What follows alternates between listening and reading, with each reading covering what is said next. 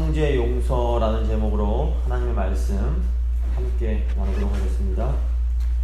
지난주에 저희가 교회가 죄를 지은 형제를 어떻게 다뤄야 될지에 대해서 함께 생각을 했습니다. 죄를 지은 형제는 마치 길을 잃어버린 어린 양과 같습니다. 하나님은 우리가 죄를 지은 형제가 다시 회개하고 돌아올 수 있도록 돕기를 원하십니다. 교회는 죄를 지은 형제를 되찾기 위해서 최선을 다해야 됩니다. 교회가 죄를 지은 형제를 다시 찾기 위해서는 겸손과 사랑의 태도가 필요합니다. 하지만 교회는 거룩해야 하기 때문에 결코 죄를 용납할 수 없습니다. 그래서 형제가 끝까지 죄를 고집할 때는 그 형제를 이방인 취급할 수밖에 없었습니다. 오늘은 이제 개인적으로 나에게 잘못하는 형제를 용서하는 것에 관한 말씀입니다. 여기서 생각해야 될 것이 과연 누가 우리의 형제인가 하는 것입니다. 예수님께서 말씀하시는 이 형제가 누구일까요? 예수님을 구주로 고백하고 따르는 예수님의 제자들은 모두 다 우리의 형제요 자매들입니다. 넓게 보면 이 지구에 존재하는 모든 성도들, 모든 신자들은 우리의 형제요 자매들입니다. 좋게 생각해 보면 함께 신앙생활하는 교인들은 모두 우리의 형제요 자매들입니다. 문제는 자꾸 내 마음을 힘들게 하는 형제 자매들이 있다는 겁니다. 아무리 좋고 훌륭한 교회라도 이 세상에 존재하는 모든 교회들에는 반드시 나를 힘들게 하는 형제나 자매가 존재합니다. 이렇게 우리를 힘들게 하는 형제 자매들을 어떻게 용서해야 할까요? 오늘 본문을 통해서 형제나 자매 용서하는 법에 대해서 생각을 해보겠습니다. 세 부분 나눠서 생각할 텐데, 첫 번째 사람의 용서, 두 번째 하나님의 용서, 세 번째 교회의 용서입니다. 사람의 용서, 하나님의 용서, 교회의 용서입니다. 먼저 사람의 용서입니다. 21절입니다. 그때에 베드로가 나와 이르되 주여 형제가 내게 죄를 범하면 몇 번이나 용서하여 주리이까? 7번까지 하오리이까? 예수님은 이미 제자들에게 다른 사람 또는 다른 형제가 잘못했을 때는 용서해야 된다라고 가르쳐 주셨습니다. 베드로는 형제가 자신에게 잘못했을 때 그 형제를 용서해 줘야 함을 이미 알고 있었습니다. 베드로가 궁금했던 것은 도대체 몇 번이나 형제를 용서해 주어야 하는가 하는 것이었습니다. 베드로는 예수님을 따르는 모든 제자를 대표하는 사람입니다. 사실 이 베드로의 질문은 우리가 궁금해하는 질문입니다. 우리에게 잘못하는 교인들을 우리가 과연 언제까지 얼마나 참고 용서해야 되는 것일까요? 예수님 당시 랍비들은 용서해주되 3번까지만 용서해줘라 라고 가르쳤습니다. 일반적으로 사람들은 3번까지는 용서해줍니다. 저 개인적으로 저희 아버지도 제가 똑같은 실수를 하는 것을 3번까지는 용서해 주셨습니다. 하지만 3번을 넘어서면 정말 무섭게 야단을 치셨습니다. 유대인들에게 7은 충만이나 완전함을 상징하는 숫자입니다. 지금 베드로가 7번까지 용서해 주면 되느냐라고 묻는 것은 굉장히 관대한 태도라고 볼 수 있습니다. 7번은 인간적인 차원에서 베풀어줄 수 있는 최대한의 용서를 의미합니다. 사람의 용서는 딱 여기까지입니다. 사실 똑같은 잘못을 한 사람을 7번 용서해 주는 것도 절대로 쉬운 일은 아닙니다. 그런데 우리 예수님께서 뭐라고 하십니까? 22절입니다. 예수께서 이르시되 내게 이르노니 7번뿐 아니라 7번을 70번까지라도 할지니라. 예수님은 7번씩 70번, 즉 490번을 용서해 주라고 하십니다. 번역에 따라서 77번이라고 번역할 수도 있습니다. 근데 숫자가 중요한 게 아니라 정말로 490번까지만 딱 용서하고 491번째 잘못한 것은 이제부터 용서하지 않아도 되는 것일까요? 예수님의 말씀은 잘못한 형제를 무한히 계속해서 용서해 주라는 것입니다. 도대체 잘못한 형제를 계속해서 용서하는 것이 과연 가능한 일일까요? 이게 말이 쉽지. 어떻게 똑같은 잘못을 매번 반복하는 사람을 계속해서 용서해 줄 수가 있을까요? 사실 잘못한 형제를 7번 용서하겠다는 것도 인간적인 차원에서 보면 참 대단한 겁니다. 그런데 예수님은 490번, 아니 계속해서 잘못한 형제를 용서해 주라고 하십니다. 여기에 예수님을 따르는 제자들의 어려움이 있습니다. 예수님은 사람이 할 수 없는 것을 하라고 요구하시는 것처럼 보이기 때문입니다. 그렇다면 우리는 어떻게 해야 될까요? 우리는 먼저 하나님의 용서가 무엇인지를 알아야 됩니다. 두 번째, 하나님의 용서입니다. 23절, 그러므로 천국은 그 종들과 결산을 하던 어떤 임금과 같으니. 예수님은 천국, 즉 하나님의 나라, 하나님의 다스리시는 그 나라에 대해서 가르치십니다. 세상 사람들은 이 세상의 법을 따르지만 천국 백성들은 천국의 법을 따르는 사람들입니다. 예수님은 종들과 결산하는 왕을 통해서 이 천국의 용서의 원리에 대해서 가르쳐 주십니다. 왕에게 1만 달란트를 빌린 종이 있었습니다.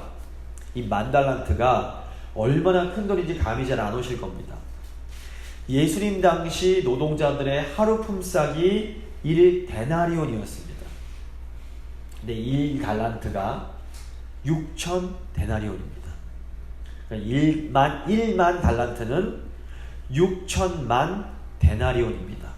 노동자가 하루에 100불을 번다고 하면 이 1만 달란트는 약 60억 불에 해당하는 돈입니다. 감이 안 오실 텐데 대한민국 1년 예산이 400억 불입니다. 그러니까 1만 달란트는 대한민국 예산의 한 해 예산의 7분의 1에 해당하는 어마어마한 정말로 천문학적인 숫자입니다. 그런데 종이 왕에게 이 돈을 갚을 수가 없었습니다. 왕이 종에게 아내와 자녀들과 가진 거 다 팔아서라도 빚을 갚아라 라고 명령을 합니다. 이때 종이 주인의 무릎에 납작 엎드려서 빌면서 기다려 주십시오. 제가 모든 것을 갚겠습니다 라고 간청을 드립니다. 그러자 왕이 그 종을 불쌍히 여겨서 풀어주면서 그 빚을, 그 어마어마한 빚을 다 탕감해 줍니다. 예수님 당시 사람들이 예수님 말씀 들었을 때 무슨 생각이 들었을까요? 사람들은 아유 말도 안 돼. 도대체 어떤 왕이길래 그 어마어마한 돈을 빌려주고 또 그 돈을 그냥 용서해 줄 수가 있어? 라고 생각했을 겁니다. 사실 이 왕의 용서는 누구도 이해할 수 없는 엄청난 은혜였습니다. 이 은혜, 영어로 grace라는 이 단어의 뜻이 뭐냐면 받을 자격이 없는 자에게 베풀어주는 호의를 말합니다. 이 왕은 용서받을 자격이 전혀 없는 종에게 참으로 엄청난 은혜를 베풀었습니다. 왕으로부터 이 은혜를 받은 종은 어땠을까요? 종은 왕의 은혜에 감사하고 또 감사하고 또 감사했을 겁니다. 그런데 우리가 하나님으로부터 받은 은혜가 바로 이런 은혜입니다. 우리가 하나님께 받은 용서가 어떤 용서입니까? 우리는 죽어서 영원한 형벌을 받아야 할 운명이었습니다. 그런데 하나님께서 직접 인간이 되셔서 우리가 갚아야 할 모든 죄값을 다 지불하시고 우리의 죄를 용서해 주셨습니다. 우리가 고통받아야 하고 우리가 죽어야 하고 우리가 지옥에 내려가야 했습니다. 그런데 하나님께서 우리를 대신해서 고통받으시고 우리를 대신해서 죽으시고 우리를 대신해서 지옥에 내려가셨습니다. 바로 우리가 60억 불을 탕감받은 종처럼 상상할 수 없이 큰 은혜를 받은 사람들입니다. 그러니까 우리가 받은 은혜가 얼마나 엄청난 것인지 절대로 잊으시면 안 됩니다. 그런데 이 큰 은혜를 받은 종이 길에서 100데나리온을 빚진 동료를 만나게 됩니다. 이때 이 10,000달란트 용서받은 종이 이 동료의 멱살을 잡고 빨리 돈 갚으라고 다그칩니다. 동료가 그 종에게 무릎을 꿇고 조금만 기다려주게, 내가 모든 것을 다 갚겠네라고 간청을 합니다. 근데 이때 이 종이 그 동료의 간청을 듣지를 않습니다. 결국 종은 동료를 감옥에 넣고 자기에게 빚진 것을 다 갚을 때까지 감옥에 갇혀있게 합니다. 100데나리온은 오늘로 치면 약 10,000불 정도 되는 돈입니다. 물론 100데나리온도 작은 돈은 아닙니다. 하지만 이 10,000달란트에 비하면 이 100데나리온은 돈이라고 할 수도 없는 돈입니다. 도대체 어떻게 이런 일이 있을 수 있을까요? 60억 불을 용서받은 사람이 10,000불을 용서하지 못합니다. 이건 상식적으로 생각해도 도대체 말이 안 됩니다. 예수님께서 이 이야기를 하신 목적도 이런 일이 일어나는 건 정말 말도 안 되는 일이다 라는 것을 강조하시기 위해서 이런 얘기를 하신 겁니다. 결국 다른 동료들이 이 광경을 보고 감옥에 갇힌 동료를 불쌍히 여겨서 왕에게 일을 고합니다. 그러자 왕이 종을 불러서 이렇게 말을 합니다. 32절 34절입니다. 이 주인이 그를 불러다가 말하되, 악한 종아, 내가 빌기에 내가 내 빚을 전부 탕감하여 주었거늘 내가 너를 불쌍히 여김과 같이 너도 내 동료를 불쌍히 여김이 마땅하지 아니하냐 하고 주인이 노하여 그 빚을 다 갚도록 저를 옥졸들에게 넘기니라. 지금 우리의 모습이 어떻다고 생각하십니까? 내가 하나님께 받은 10,000달란트의 용서는 참 감사하지만 그래도 다른 교인이 나에게 빌린 100데나리온은 도저히 못 참고 있는 모습은 혹시 없으십니까? 나에게 상처를 주고 교회를 힘들게 하는 형제를 마음으로부터 용서하고 계십니까? 35절 말씀입니다. 너희가 각각 마음으로부터 형제를 용서하지 아니하면 나의 하늘 아버지께서도 너희에게 이와 같이 하시리라. 만약 우리가 나에게 죄를 지은 형제를 용서하지 못하면 하나님도 우리를 용서하실 수가 없습니다. 하나님이 우리를 용서해주지 않으려고 하시는 것이 절대로 아닙니다. 하나님은 언제나 기꺼이 우리를 용서해주고 싶어 하십니다. 그런데 우리의 용서는 마치 하나님의 용서의 은혜를 담는 바가지와 같습니다. 우리가 형제를 용서하지 않으면 하나님께서 용서의 은혜를 막 부어주셔도 우리가 그 용서를 담아내질 못합니다. 이것이 예수님이 주기도문을 가르치면서 하셨던 말씀의 의미입니다. 마태복음 6장 14절 15절입니다. 너희가 사람의 잘못을 용서하면 너희 하늘 아버지께서도 너희 잘못을 용서하시려니와 너희가 사람의 잘못을 용서하지 아니하면 너희 아버지께서도 너희 잘못을 용서하지 아니하시리라. 우리가 먼저 나에게 잘못하는 배우자, 나에게 잘못하는 자녀, 나에게 잘못하는 부모님, 나에게 잘못하는 교인들을 마음으로부터 용서해야 합니다. 그래야만 우리가 하나님이 우리에게 부어주시는 용서의 은혜를 받아 누릴 수가 있습니다. 용서하지 않는 마음에는 하나님이 주시는 평안과 안식이 있을 수가 없습니다. 일평생 교회를 다니고 또 하나님도 정말로 사랑하면서도 그 삶의 기쁨과 평안을 누리지 못하는 분들이 계십니다. 이게 하나님을 정말 사랑하는데도 마음의 평안과 기쁨이 없습니다. 이런 분들이 예수님을 구원자로 고백하기 때문에 이런 분들이 구원받지 못했다고 말할 수는 절대로 없습니다. 하지만 너무나 안타깝게도 이런 분들은 분명 믿음으로 하나님의 자녀가 되었음에도 용서하라는 예수님의 말씀에 순종하지 못하기 때문에 하나님이 주시는 평안과 그 안식을 누리지를 못합니다. 용서하지 않으면 절대로 하나님께서 주시는 평안을 누릴 수 없습니다. 형제를 용서하지 못하면서도 그래도 나는 하나님이 주시는 평안을 누리고 있어 라고 생각할 수 있습니다. 하지만 그것은 하나님이 주시는 참 평안이 아니라 자기가 만들어내는 거짓 평안입니다. 상황이 좋을 때는 이게 참 평안인지 거짓 평안인지 구별이 잘 안 됩니다.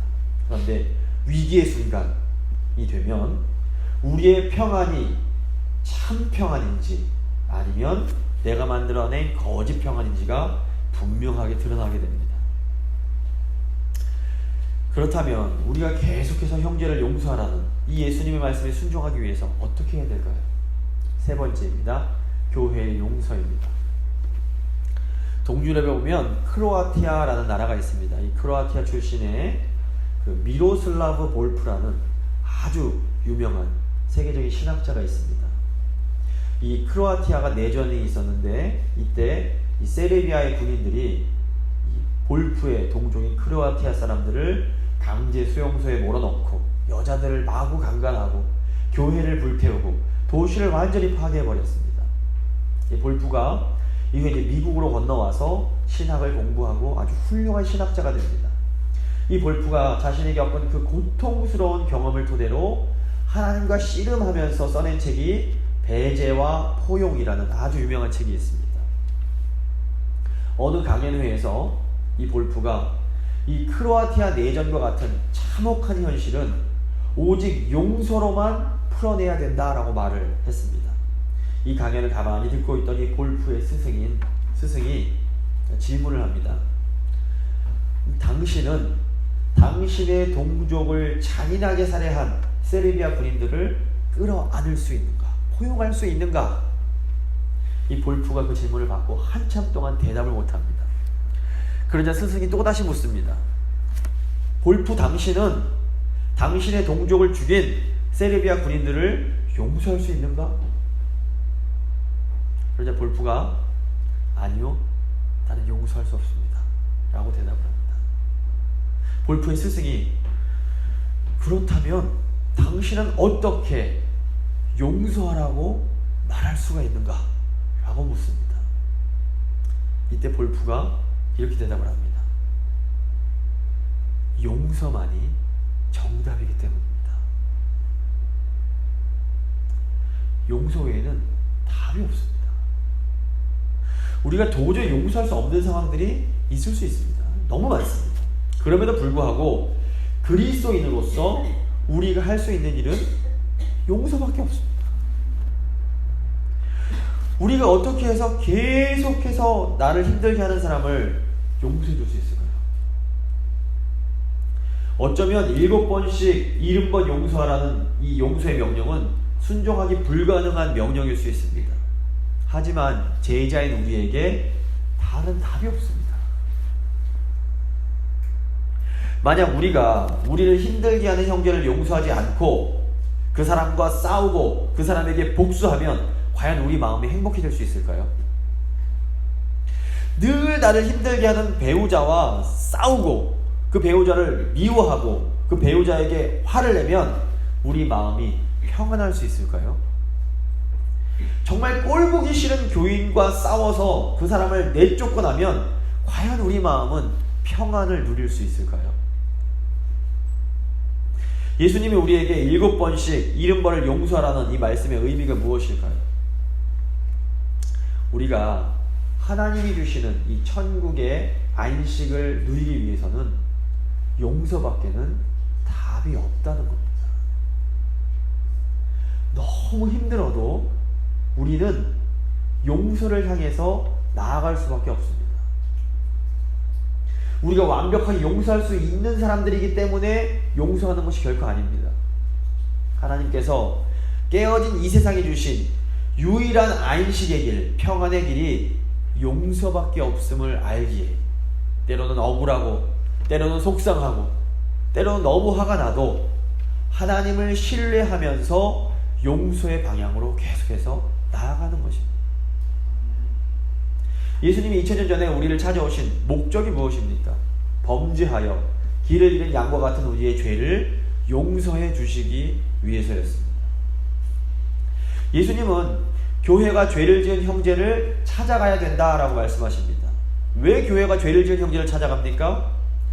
죄를 짓고 길을 잃어버린 그 형제를 용서해주고 회복시키기 위해서입니다. 교회가 죄를 지은 형제를 찾아가는 것은 그 형제의 잘못을 심판하고 벌주기 위해서가 절대로 아닙니다. 그래서 예수님은 혼자 찾아가고 그래도 안 되면 두세 사람이 같이 찾아가라고 그러십니다. 또 두세 사람이 안 되면 교회가 그 형제를 찾아가야 됩니다. 교회의 말을 듣지 않는 형제를 이방인이나 세리처럼 여기라는 이 말씀의 의미가 무엇일까요? 그것은 회개하지 않는 형제는 포기하고 용서하지 않고 미워해도 된다는 의미가 절대로 아닙니다. 복음서를 보시면 예수님이 세리와 이방인을 미워하셨습니까? 예수님은 도리어 세리와 창녀와 이방인들의 친구가 되어주십니다. 죄를 짓고 회개하지 않은 형제를 이방인이나 세리처럼 여기라는 것은 그 형제가 자신의 잘못을 깨닫고 회개할 때까지 기다려 주라는 의미입니다. 만약에 용서가 목적이라면 왜 그냥 편하게 받아주지 회개할 때까지 기다려 주라고 하시는 걸까요? 잘못을 깨닫고 회개하지 않는 사람은 온전히 용서받을 수 없기 때문입니다. 용서하지 않는 사람이 하나님의 은혜를 받을 수 없는 것처럼 회개하지 않는 사람도 하나님의 은혜를 받지 못합니다. 그러니까 회개와 용서는 하나님께서 주시는 생명을 유지하는 들숨과 날숨과 같습니다. 우리는 회개를 통해서 하나님의 그 용서의 은혜를 들이마십니다. 하나님의 생명이 참된 회개를 통해서 우리 안으로 들어오고 우리를 살리고 회복시킵니다. 또한 우리는 용서를 통해서 하나님의 용서의 은혜를 내쉽니다. 하나님의 생명이 참된 용서를 통해서 우리 형제와 이웃에게 전달됩니다. 그런데 용서를 통해서 숨을 내쉬지 않으면 다시 우리는 생명의 숨을 들이마실 수가 없습니다. 마찬가지로 회개를 통해 숨을 들이마시지 않으면 우리는 생명의 숨을 내쉴 수가 없습니다. 용서는 이웃을 위한 것이기 이전에 바로 나 자신을 위한 거라는 것을 잊으시면 안 됩니다. 물론 우리가 하는 모든 용서는 절대로 완전할 수 없습니다. 사실 용서는 우리 힘으로 하는 것이 아닙니다. 우리의 용서는 하나님이 해주신 용서에 참여하는 것입니다. 우리가 하는 용서는 부족한 투성이지만 하나님께서 하시는 용서는 완전합니다. 우리가 하는 용서는 일시적이지만 하나님이 하시는 용서는 영원합니다. 우리는 용서할 때조차도 교만하고 실수합니다. 하지만 하나님은 참된 사랑으로 용서하십니다. 결국 우리가 하는 용서는 하나님께서 하시는 용서의 메아리로서만 가능합니다. 1만 달란트 탕감받은 은혜를 기억하는 사람만이 다른 사람의 빚을 탕감해 줄 수 있습니다. 우리가 이렇게 계속해서 하나님께 받은 용서를 기억하며 우리의 용서를 실천해 갈 때 교회는 비로소 하나님의 용서를 이 세상 가운데 전하는 통로가 될 수 있습니다. 말씀을 마무리 짓겠습니다. 우리 힘으로는 우리에게 잘못한 형제를 계속해서 용서할 수 없습니다. 하지만 하나님은 무한한 사랑으로 우리의 잘못을 용서해 주셨습니다. 우리는 하나님께 받은 이 엄청난 용서를 기억하면서 계속해서 용서하기를 실천하고 연습하고 훈련해야 합니다. 비록 부족하지만 잘못한 형제를 계속해서 용서하라는 주님의 말씀에 순종함으로 우리 모두가 하나님이 우리에게 주시는 놀라운 생명과 안식을 풍성히 누릴 수 있게 되기를 간절히 소망합니다.